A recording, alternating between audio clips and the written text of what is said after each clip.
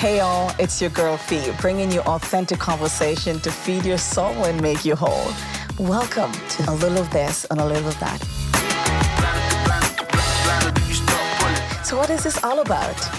It's about real talk, real stories, and real growth. It creates an open space for honest conversations.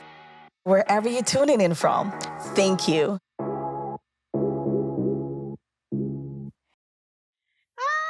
Hey y'all, it's your girl Fee, bringing you authentic conversation to feed your soul and make you whole. Welcome to another episode of A Likkle This and A Likkle That, where I bring you authentic conversation, whether it's around relationship, lifestyle, the ups and downs of life, confidence, but everything authentically based on what you and I are experiencing in our day-to-day life. So welcome. Wherever you're tuning in from, I'm so glad you're joining me. Today, I'm sitting here with my brother, my Nigerian brother, Dubie. Dubie, welcome. And thank you so much for being on A Likkle This and A Likkle That. I'm so excited to have this special edition conversation with you as we're going to talk about the arts and how it flows into the whole theme of authenticity and speaking up and advocacy. So, Dubi, first, before I get started, thank you for joining. I'm so honored to have you. Please introduce yourself to the people. My name is Akinola Adubi, also known as Dubi. I was born in Kitchener, Waterloo, Canada. And I left Canada in 1974, only to come back in 2001 as an artist. And I've been trying to hone my craft since I got back here. Welcome. Thank you so much again. So, hey guys, as you hear, Dubi is an artist, and we want to talk about how art helps us to use your voice without words. So, Dubi, that's my first question to you. Can you tell me how you're able to express your truth through art without using words? See, art is universal, and it comes with a lot of baggage with it: pain, sorrow, anger, fear, fulfillment. And at the end of the day, you're elated when you finish your product. And I've been doing that for 28 years now. Amazing. And it's never failed. Amazing. And so how can you elaborate on how that helps you to speak without using words? See, 2014, it all started with charity work. I've been doing a lot of charity events, and they call you for a 2-hour program, and you go there, you drop it, and everybody is appreciative of it. And it makes you, gives you some kind of confidence when you get it done in 2 hours or less. So tell me, Dubi, how can art help us to advocate for social justice and for change? That's a tough one. Advocate for social justice. I see like I've had doors opened for me just by painting. I mean, I walk into any office, and once you drop a painting, everybody's like, wow, this is great. And to advocate for social justice is just the theme of the paintings. Okay. It's the theme of the paintings. I have some paintings from Africa that have different themes. You know, the tuk-tuk. I had a line of tuk-tuk there. I had kids on the streets begging for money on the flashy cars, and you got so I have paintings like that speaks volumes. Yeah, to social it says a picture is worth 1,000 words. I bet you a painting is worth 10,000 words. Understood. And I like that because, you know, there's so many different ways to raise your voice. Yes. And we see that in music, Yes. in lyrics, Yes. even though that's words, Yes. but we see that in dance. Yes. And as you said, we see that in painting, in the artwork, where even when we see advocacy, you see the blood, the line, you see the words even that they put on the artwork, because you can see exactly what it's saying. But how does that bring healing to you? Because I know a lot of people are going to, we call it starving artists. And artists, I think, are one of the easiest ones to get taken for granted or ask for their service for free or being abused, and also be silent about what they're going through. How can you use or have you used art to heal yourself? Or and how have you been able to and have you experienced where in community you have to be advocating to for your value? Uh, you see, one of the very best paintings I've done was one of my painful periods in my life. It was when I lost my mom about 3 years ago. And a friend of mine, seeing the hurt I was going through, he knows whenever I'm in pain, whenever I'm like hurting, once I have a canvas and a paintbrush, I tend to leave the earth, leave the world and just go into that canvas world until I'm done with it. Like it's the it's the most satisfying feeling ever. Because when I'm hurting, put me in front of a canvas, the problem goes away. Even though I'm trying to solve the problem in my head, my mind is out of this world. So I'm in a different environment when I'm painting. And that's what gives me peace. I love that. That's all I gotta tell you. That's all that gives me Yeah, no, I peace. love that. Thank you for sharing it. All right. So if I leave here now, when I get home and I feel like I just go to the canvas and I just paint. It's relieving when I get it right. But when you don't get it right, there's sometimes you get frustrated. It's just not working out. So everything from fear of starting a brand new canvas till finishing it to the point of elation. Mm-hmm. I mean, it's a journey in itself. Amazing. All right. So guys, as I continue the conversation with Dubi, a reminder that a little bit of this and a little bit of that is exactly what it's saying. And I wanted to, this conversation is very diverse because it gives us different perspective of how we can speak up and how we can be authentic.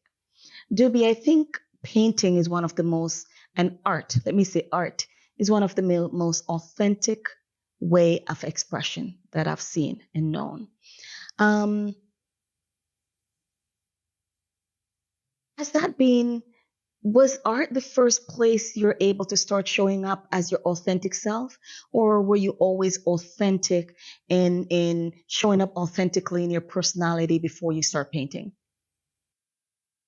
Um, the personality you're born with, the art you train your brain to be able to do what you want to see. Like if I paint an elephant, I want to see the elephant in the authentic way the elephant is.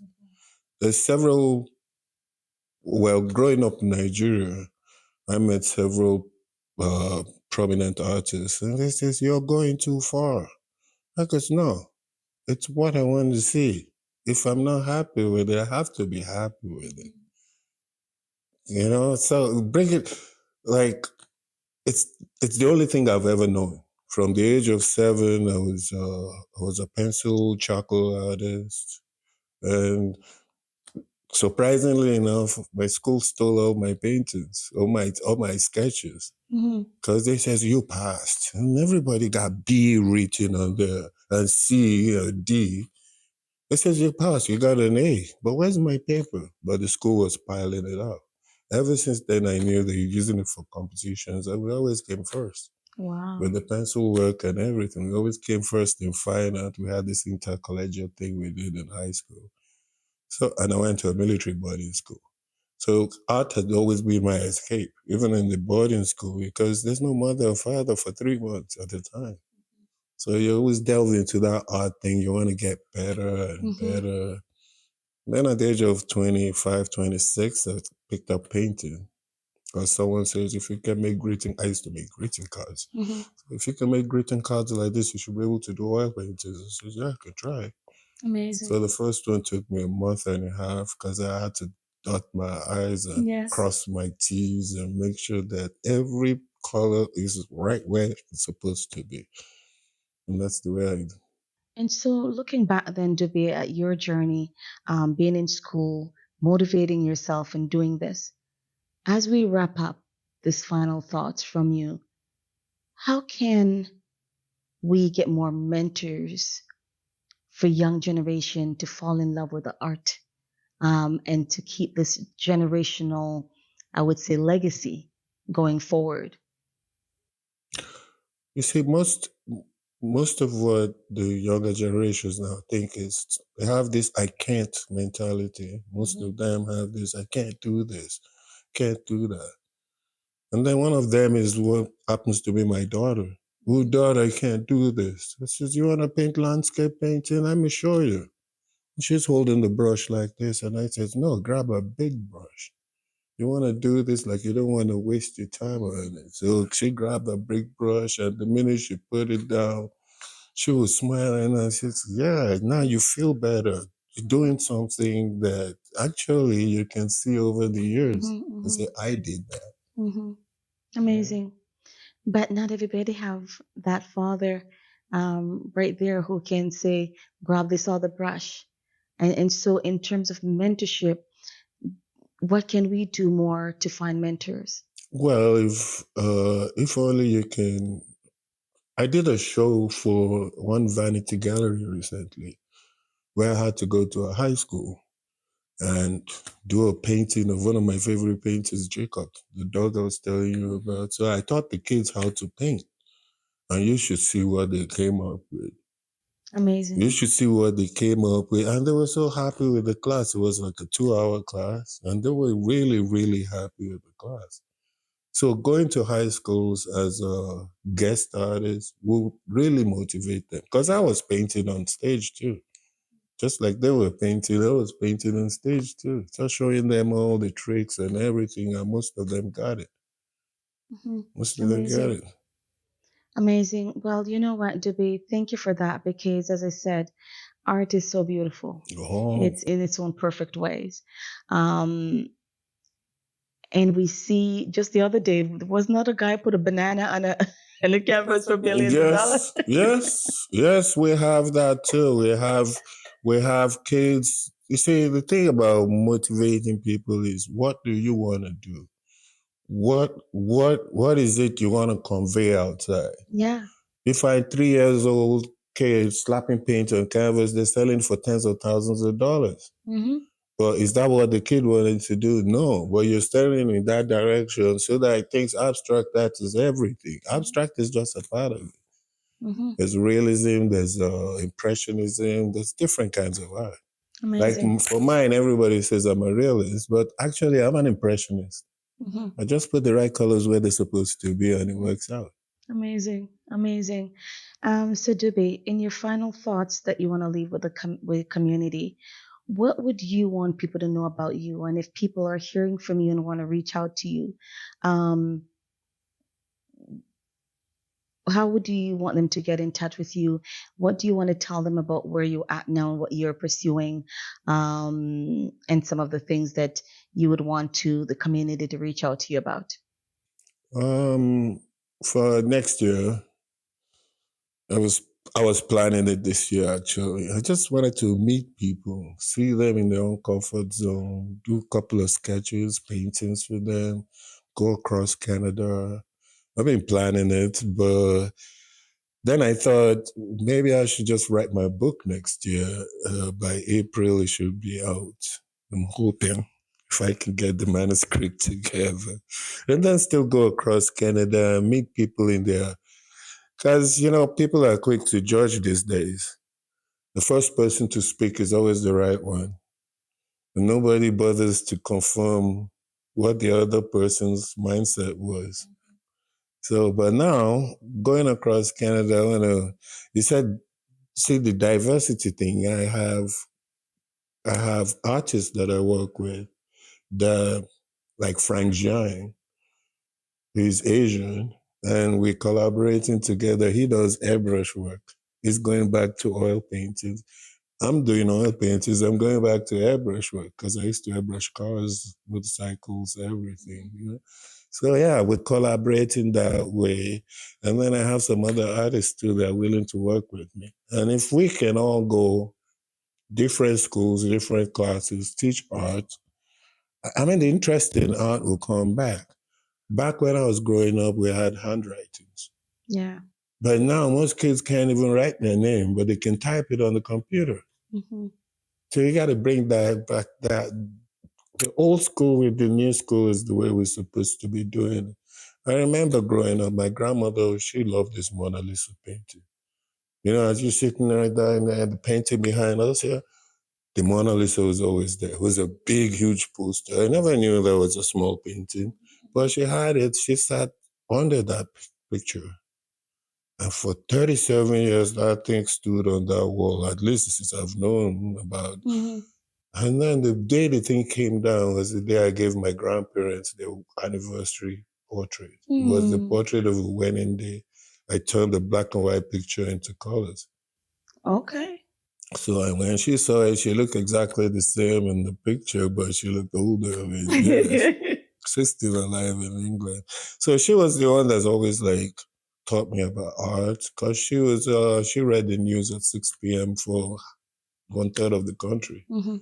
She had a British accent, of course. So she was she was always on TV 6 p.m. and at 6:30 I would expect her to be back home. I was 5 years old when she started. And then when I gave her the portrait 37 years later, Wow. I flew it down to Nigeria and gave it to her on their wedding anniversary. And that Mona Lisa came down. Guess who was sitting in Mama's chair? Papa. Because he couldn't believe it. He woke up in the morning and says, "Oh, that's a marvelous painting." You never used those words before for anybody. So I knew I scored.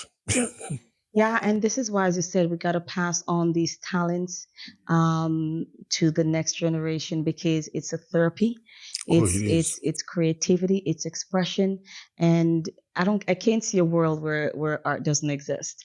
So again, thank you, Dubie, for joining me today, Thank you, and Lady Fifi. and for sharing your love for art. I mean, I've watched you paint in front of us the most amazing things in an hour. Thank you. I'm like, how, right? So I know that it's a gift. It's not just some. I know you were saying earlier, like it's just something that you don't just get up and learn art. No, you teach yourself what you want to do. There are two things I like to do. I like to cook and I like to paint. Mm-hmm. There's two things. The third one is like I like to drive race cars, but I can't afford it. So, and to cook, I can't afford it because it's a lot. Because the way my mother taught me to cook, or when my mother cooks, you know you're gonna eat ackee saltfish, especially the saltfish, every vegetable. So I know that. But it's easy with the pen and pencil. With the paper and pencil, you pick up a paper, just scribble anything. It'll turn into something. You can just stare, like you can stare at, anything and just try and put it down, the shape and everything and shade it. It's cheap. It's a pencil and paper. I go to bars and I go do sketches. So I do go to bars and I sit down at a table. Maybe I click on my phone so that I don't see me looking at them. And I just do these quick sketches in like 10 minutes and I hand it to them. And you should see, like, I've been to how many bars in America that I keep going there and everybody knows your name right after that. Yes. You see, it's an icebreaker. But it's a gift though. It's still a gift. No matter if you think you teach yourself, it's a gift. Certain No, things the are Lord just gives a you a gift gift. that you can refine Yes, and mature and yes. grow. But guys, so thank you so much again, Dubie. This was amazing. And I just want to remind you, the listener, that there is going to be something here for everybody because it's a little bit of this and a little bit of that. And it is so important to know your worth, know your value, know what your strengths are, and also don't sit on them, act on them. Because a lot of times we're thinking everybody's already doing it, but nobody's you. Everybody's painting, but there's only one Dubi. Everybody probably doing podcasts, but there's only one Phiona. And so I just want to thank you for, I want to share this quick thing. A lady listened to the podcast and immediately post on YouTube because it was talking about using your bathtub. And she like that same day, she posted, I'm going to use my tub and use my tub. Then she found her or a spa, the Coconut Village Spa, and booked a manicure and pedicure and came over and got her manicure and pedicure. We can impact people's life. And for anyone who believes that they have something to share or do it now. Because somebody out there is waiting on you. Somebody needs to hear your voice, your feedback, your advice. And somebody need what you are gifted, your purpose that is inside of you. Somebody need to hear that. And so don't die with it. Don't die with it and don't wait to perfect it. Just show up authentically and deliver. So again, this is a quick one. And just like that, another episode of A Little of This and A Little of That is a wrap. I just want to thank you all so much. I can't believe the amount of subscriber we've had so far. So continue to subscribe, continue to share. We love you. We thank you wherever you are subscribing from. We have people coming from Netherlands, from India. Like, it's amazing. So thank you so much. We appreciate you. Please send us your comment. We want to hear what you want to hear about. We want to hear what you want us to talk about. So please share that with us. Again, if you can't be authentic, you can't be you.